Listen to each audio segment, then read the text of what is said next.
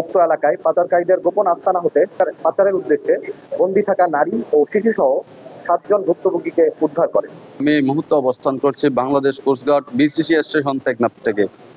আপনারা হয়তো জানেন, গতকাল সন্ধ্যায় টেকনাফের পাহাড়ে সাঁড়াশি অভিযান পরিচালনা করে একটি দেশীয় আগ্নেয়াস্ত্র সহ 3 জন মানব পাচারকারীকে আটক করেছে কোস্টগার্ড। এ সময় এই অভিযানে বন্দীদশা থেকে 7 জন নারী ও শিশুকে উদ্ধার করা হয়েছে। এ বিষয়ে আমরা সরাসরি আপনাদের দেখানোর চেষ্টা করব কোস্টগার্ড কি বলছে।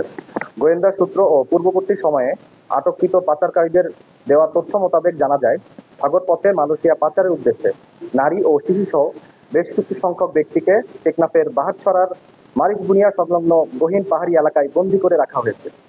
প্রাপ্ত তথ্যের ভিত্তিতে গত 7 ডিসেম্বর 2025 তারিখ রবিবার সন্ধ্যা 6টা হতে রাত 10টা পর্যন্ত কোস্টগার্ড স্টেশন টেকনাফ ও আউটপোস্ট বাহারছড়া কর্তৃক উক্ত এলাকায় একটি বিশেষ অভিযান পরিচালনা করা হয়।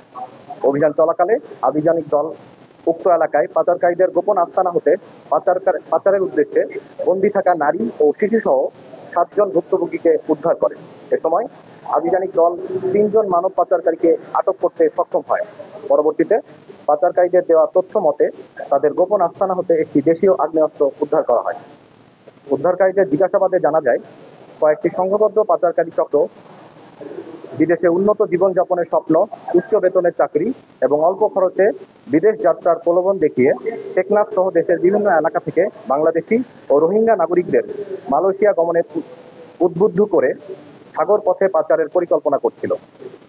এছাড়াও দেশের বিভিন্ন স্থান হতে পাচারের উদ্দেশ্যে নিয়ে আসা ভুক্তভোগীদের ভয়ভীতি প্রদর্শন এবং তাদের আটকে রেখে নির্যাতনের মাধ্যমে মুক্তিপণ আদায় করার চেষ্টা করছিল।